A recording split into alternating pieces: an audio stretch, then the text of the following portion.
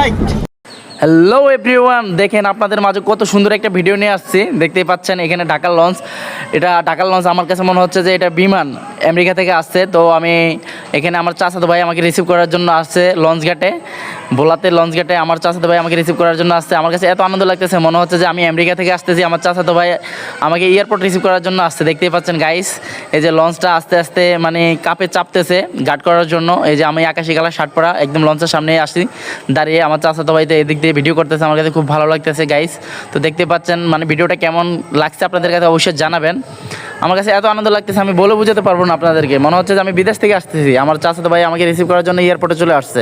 কিন্তু এটাও আমার কাছে অনেক বড় একটা পাওয়া। মনে হচ্ছে যে আমি এয়ারপোর্টে এসে ল্যান্ড করতেছি এই মাত্র, কিছুক্ষণের ভিতরে আমি ল্যান্ড করব। তো যে যেটা ভাবেন সমস্যা নেই, আমি ল্যান্ড করতেছি কিছুক্ষণের ভিতরে। এই দেখতে পাচ্ছেন আমি বারবার হাত তুলে ইশারা দিচ্ছি আমার বাইকে, আমি সিগন্যাল দিচ্ছি আমার